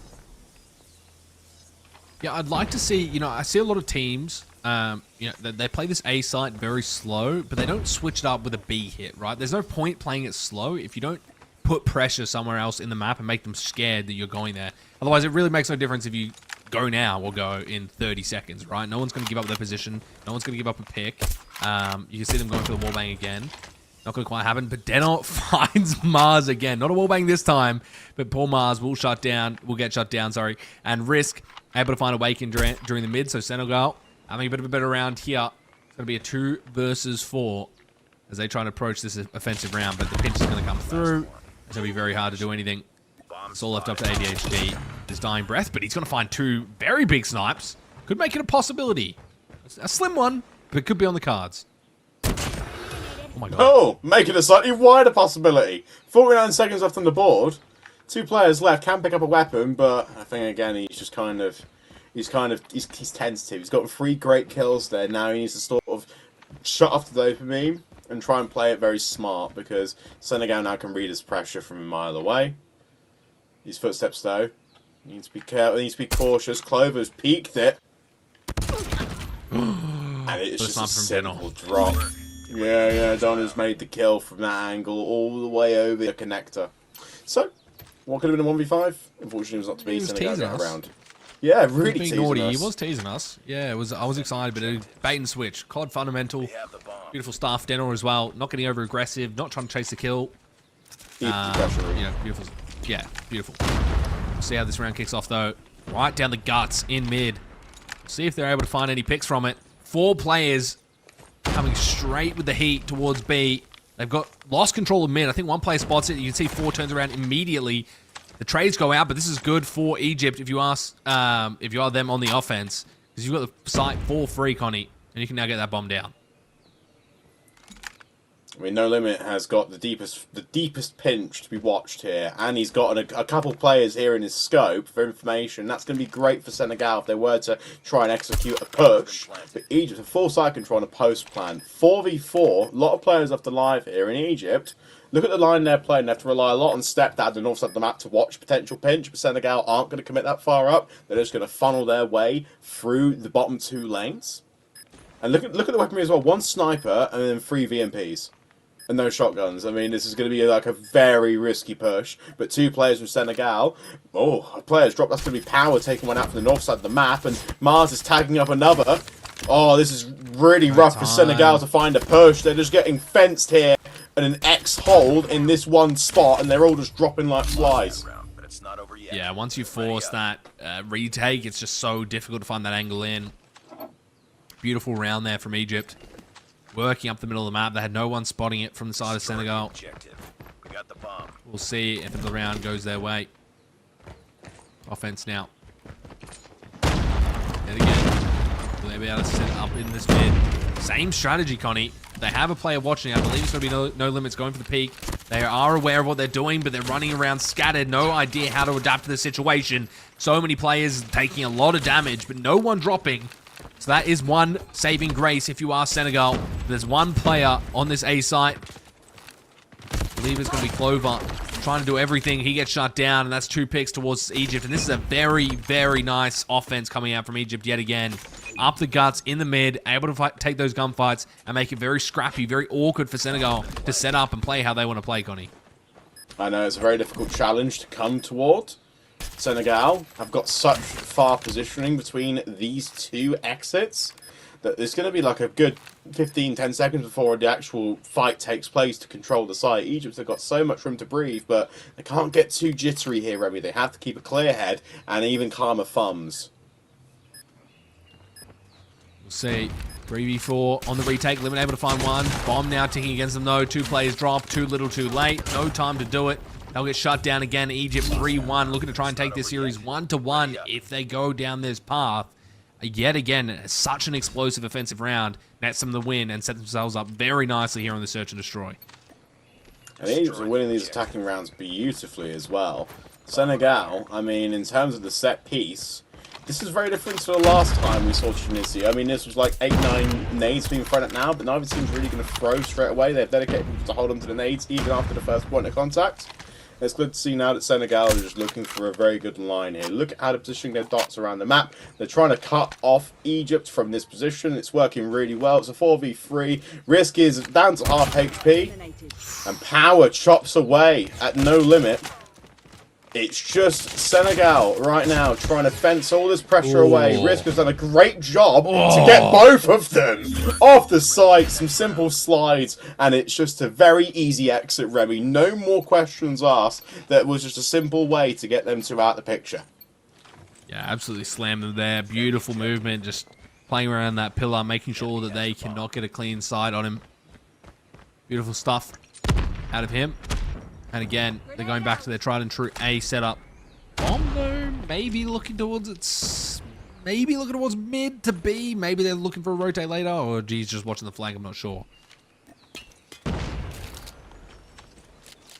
think they're just trying to make at least an impression here in mid. Denor's literally spotted a player, couldn't get a single bullet tagged onto it. Limits holding a scope only for a short moment, using some incredible wallbang spots here. I think he's predicting again a big cap push coming up here for Egypt. And similar to what we saw a couple of rounds ago, power, wallbangs, Denor. That right there is the equalising trade here to make it a 4v4. Egypt have got pressure through the middle. Senegal is sending 2 players on a deep pinch, tagging up shots into Stepdad. He's made the play call now where Egypt can't push onto site. They either do it now or revert back and at least box themselves in. But Senegal have got this big pinch being planned, and it's just going to be at least 10 seconds now of just baiting out, shouldering a gunfight. Wow, gets tagged on the scope. Gonna get the pick. Yet again, looking to try and pull the trigger maybe on this A site hit. Senegal getting nervy, getting antsy a little bit. But 2 plays sent towards B. Limit able to find a Waken. That's a massive opening pick.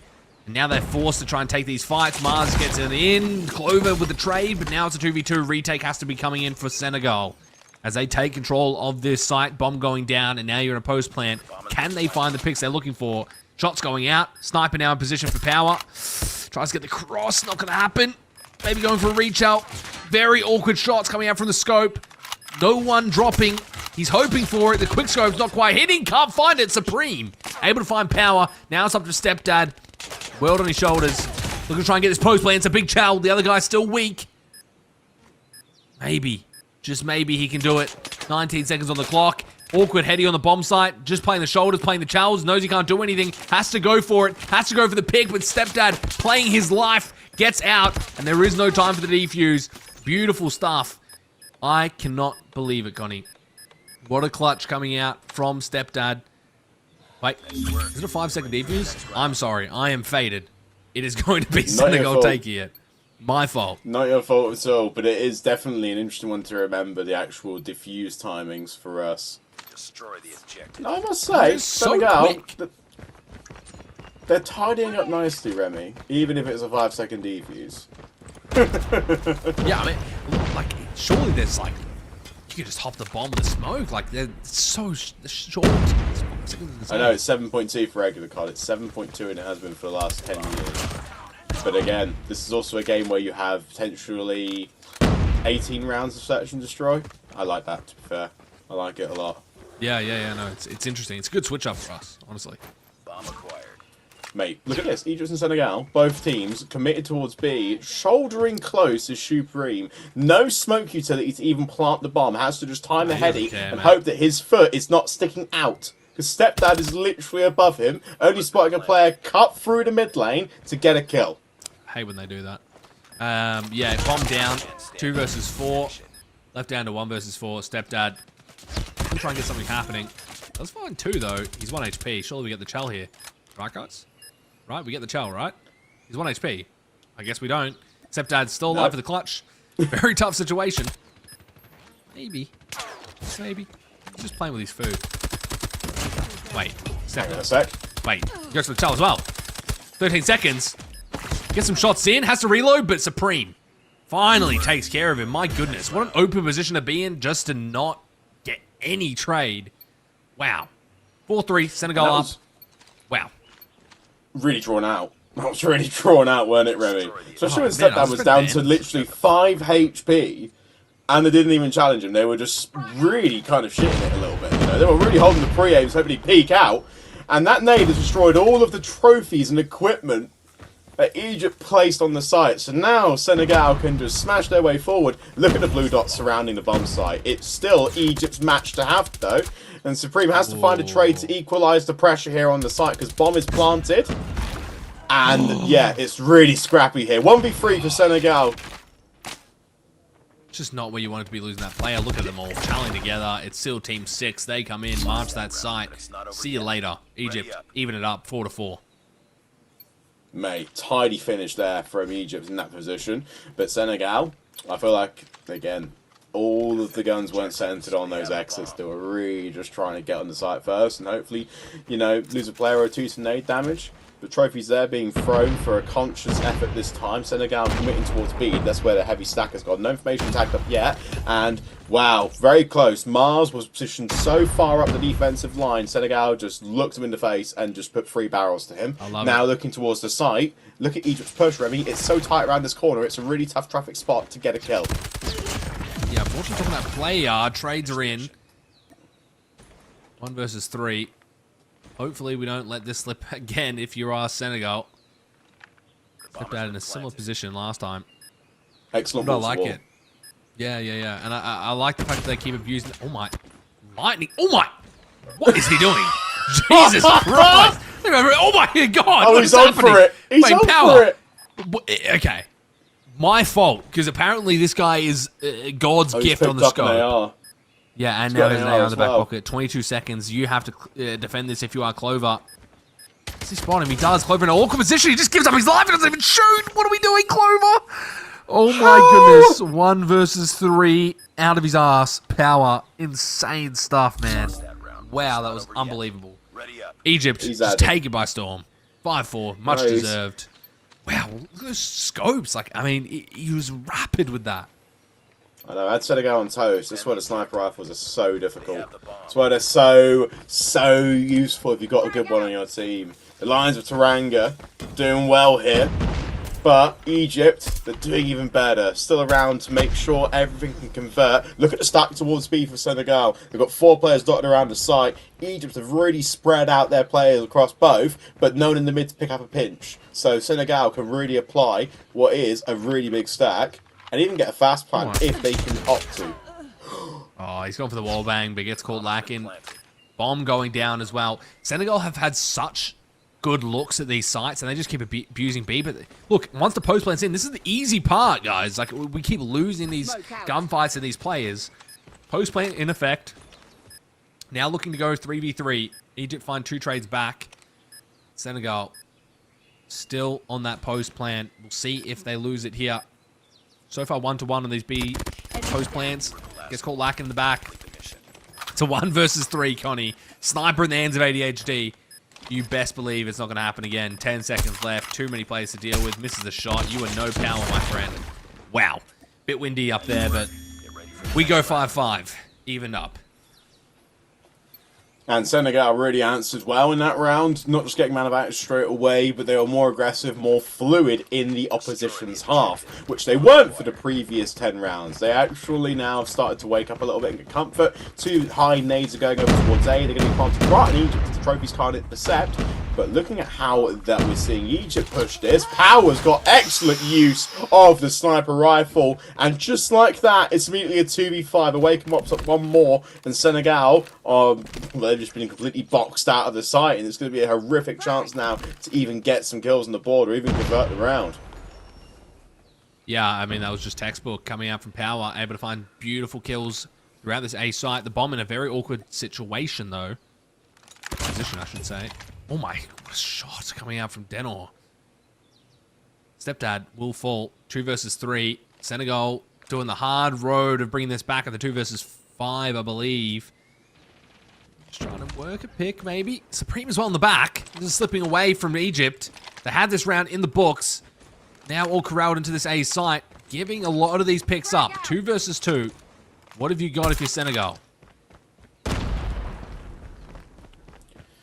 I mean, listen, it's a difficult position for Senegal because they're going onto a very much a high pivot site where Egypt can just hold an X and Senegal are going to get immediately 2v1'd in every single engagement. So they ideally would want utility here, I mean, even a smoke just to distract. But timing a push, a 2v2, it's doable. It's just a window of like 2 or 3 seconds out of the 30 left that they can really afford not to make a mistake. Supreme crouching around the corner, does get caught. Power able to find him now, 1 versus 2. I think they've done a lot of work, but Denol finds a disgusting shot. It's traded immediately, and Egypt take the round for what was so close to being a Senegal clutch. But unfortunately, the wrong read comes out from Supreme, and he gets caught lacking. We're going to go into this 6-5 up. Potentially match point here for Egypt. Senegal needs to win this to force an overtime. Pressure is on. They've committed a very bold strategy here, all towards B, and they've thrown nades over the top. Nothing tags Egypt just yet. The trophies counter everything, but that first blood is drawn and immediately taken away. Now 4v4 on the map. B has been fenced off by Egypt. They're rotating players now through the middle of the map. Senegal have to push carefully here, and Awaken is going to slip through and reinforce this bomb site. Senegal can pinch, but they've got to time this well, because Egypt now are starting to lose players quick. Supreme with an impressive shift on the board, but hang on a second, it's all down to Clover. What just happened? Egypt, they isolated all the players, shot from the side, a 1v2, stepped out on power, have to play close to the wall and try and get Clover away. Yeah, he might be able to get a free one here onto power if they give it up. Like the position, just playing it. Maybe he can open things up. Maybe he can find something. Oh, it's his way to open. Yeah, power spots him, misses the shot, but now power drops down. Not enough. Clover going to drop. Egypt take the map too, with a very, very interesting S&D, but we will be seeing the control today finally as it goes 1-2-1. Wow, I mean, what a series so far. Neck and neck all throughout. Hardpoint, super close. Could have been anyone's game. S&D the same. Honestly, just a bit of misplay from Senegal there without closing that up as 2-0. Just not grabbing those rounds they needed to, letting those clutches slip through. Now we find ourselves on a raid control, Connie. And we take a look at the stats here. Look at power. I mean, you talked about the snipers. Wow. Yeah, 19-8, almost 8 off a perfect impact score, but easily the highest anomaly here in the lobby, and the most consistent with the sniper rifle too. I mean, we saw Stepdad have some moments, we saw Denor, No Limit have some moments, ADHD as well had a couple of moments where he just took over 3 or 4 kills in a round, but Power was the most consistent and the pace setter for the team. A very, very methodical sniper rifle player that just kept cutting the line in the middle of the map where nobody from Senegal had a chance really to get a good look. So now we have to go over towards that raid control and just see what's going to happen. Very excited to have it though, to be fair, because it is the most consistent across all the Call of Duties with this mode combination as well. So just like we saw in Cold War 5 years ago, let's see exactly what utility and streaks are going to do, because getting towards A and then straight onto B has always been the biggest chain. You can get this, you see this little circle, this control point was always the easiest to get, but the one right by the pool side, you need about 7 trophies, mate. Yeah, it's 7 it's trophies, insane. 7 smokes. Yeah, it's horrific. You spawn right there at the pool side. It's, you know, it's one of those control maps where it's you know, to try and get a tick, try and get 1 or 2 ticks, if that. You've got to have someone maybe blocking that close spawn and then like get them spawning deep towards ring. But like, I don't know, man, it's so difficult to find those offensive wins. You need massive waves of kills and to get very lucky, but sometimes rare, but sometimes when you do get into the positions, you can blitz that B zone, I believe. So, yeah, I mean, look, it's a raid control. We've seen it many times. I'm sure both of these teams are very ready, very aware of what's coming up. It's been neck and neck the whole time. I wouldn't be remiss to see control the same way. It can be the make or break for these teams, especially in the best of 3. Now coming up to it. We'll see how it goes. I mean, I'm not going to put any bets or hedge anything towards either team. It's very neck and neck. We saw in the hard point of Senegal, we've got a lot of power and can be very quick. But I think Egypt now already woken up and could easily go bar for bar in a few head-to-head gunfights. Even in, you know, certain team play situations and a 4v4 head-to-head exchange to control a point. Just down to who can use the best nades. Down to who can throw a nade in the middle of the map, or who can throw a nade to just block off a lane, play defensive utility usage rather than offensive. It's just all these little factors, all these little niches we're going to really pin together now on this one map mode combination and see who can put it all together the best. Exactly right. I mean, it's a beautiful blend of both, and we're going to see it here. What a way to end it for this series. I mean, the first one, bit of a disaster class. This one, hopefully going to be a masterclass as we go into this map 3, Raid Control. It has been a very, very close series for all the maps. Whether this one will be or not is yet to be seen. I tend to see that Control can sometimes be pretty one-sided. A lot of teams don't have the practice on it that they would on game modes like Hardpoint and Search, assume that's the exact same for COD Mobile, so would definitely not be surprised. We'll get things started here, though. Offense coming out from Egypt. Defense, Senegal. What do you got? Yeah, high nades over towards the middle. Watch out for the van here. It could explode. Trophies don't do a thing. And thankfully, Egypt was to say they're still alive, but Dendo has just made an effort here. Playing around the hedge. Risk control in the mid. Again, it's just all the ship damage here from the explosive environment around. The cars are going to be a big telling point now. Get them all gone. And then focus your efforts around the outside. We've got 2 life differential. Make it 4 life differential between Senegal and Egypt. And they're all just trying to tuck away their tails here on the B. Egypt has shoved off this point. And look at positioning as well from Supreme. He's right in the garage. I mean, you see there, the Type 63 getting whipped out. Doing a lot of damage. Now we see Egypt trying to take their approach here onto A.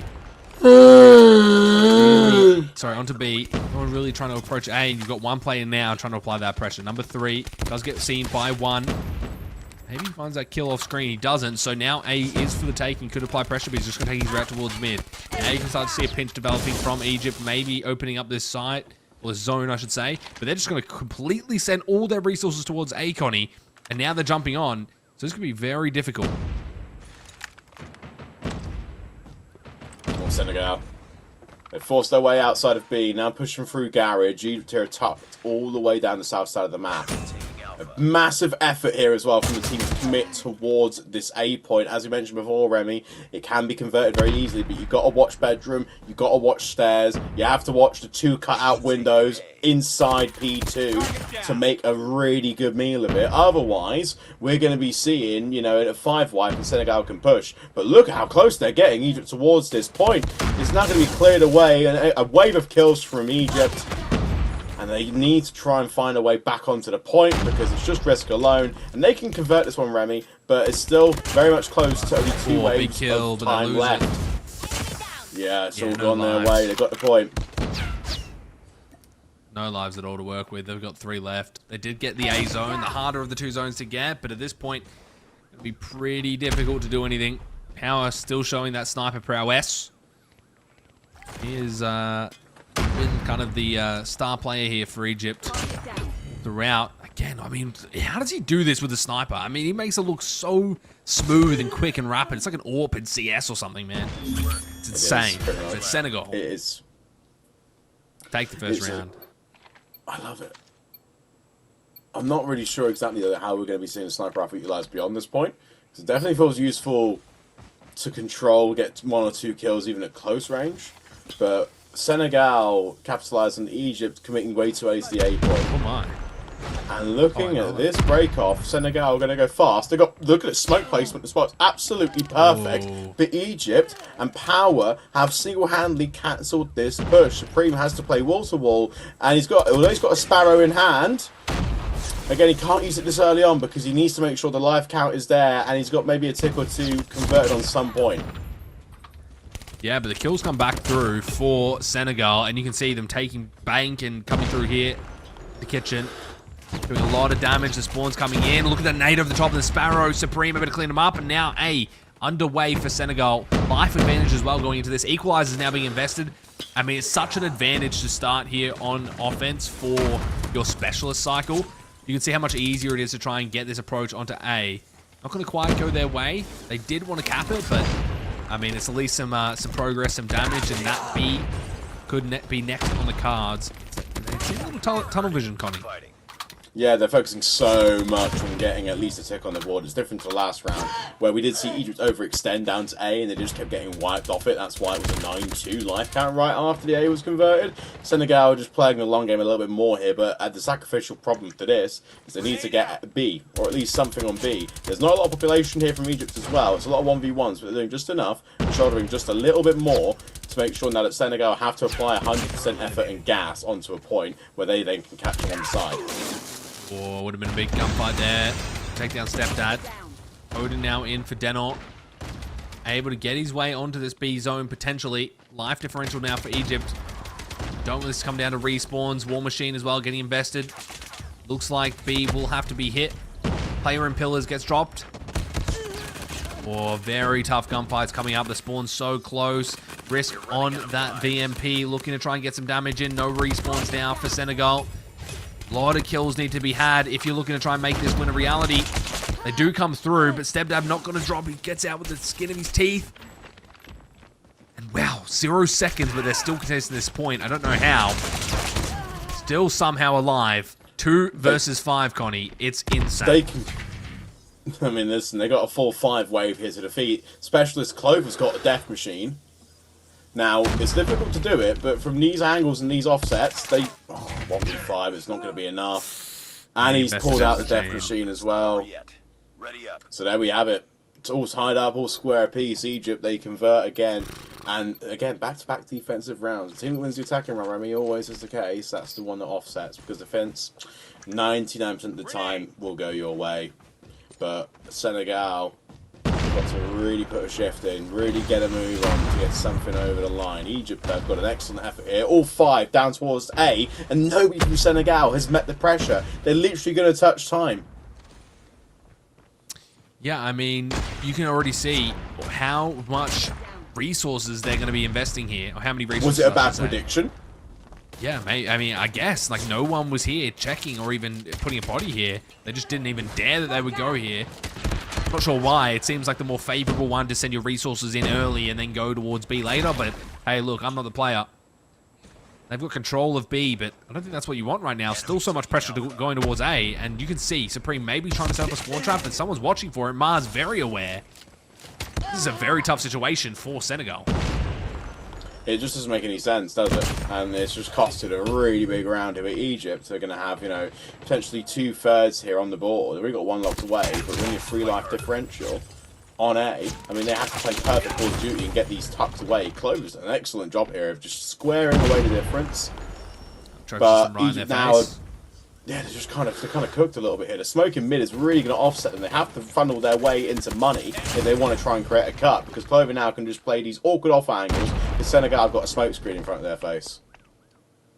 Yeah, I mean, they've done a great job of stopping the bleeding here. I've got to give them credit for that, but yeah, it could have been a very, very big oversight here in the defensive round, and one that you couldn't really afford, but Senegal doing a great job of stopping it and stemming it. But yeah, I mean, where did it all go wrong for Egypt? They had a lot of pressure. They had a free zone. I guess it's so tough to defend. Only getting the 1 tick there. It doesn't set themselves up that nicely. 3 seconds on the clock, and we might be going to a round 4 here. We've taken it's an excellent hold from Senegal. Lenore is just pinching bedroom, and he's just completely boxed away this A pressure that's spawning in garage. And the time is all that she wrote, Rem. Absolutely gorgeous effort. So, Senegal now technically are on series point. Egypt need to win, and then we'll force that round 5. Yeah, I mean, at that point, you come to expect it. They have a lot of bodies set towards mid and A. Only 2 here to stop this B push. And honestly, could be crucial here to secure this round 5 defense. If you are Senegal, some lives dropped. Instead, still playing his life. That's already the first tick on the B. Killer invested, Annihilator as well, gets shot down immediately. Now the defense starts to come through. Supreme in an awkward situation, does get out with his life. That's a 2nd tick. Going on top of Ring now, looking to try and get some pressure. Very awkward. Spots awaken. Still able to keep this progress going, and you can see that split defense, that pressure. Still trying to get a hold of things here on Raid.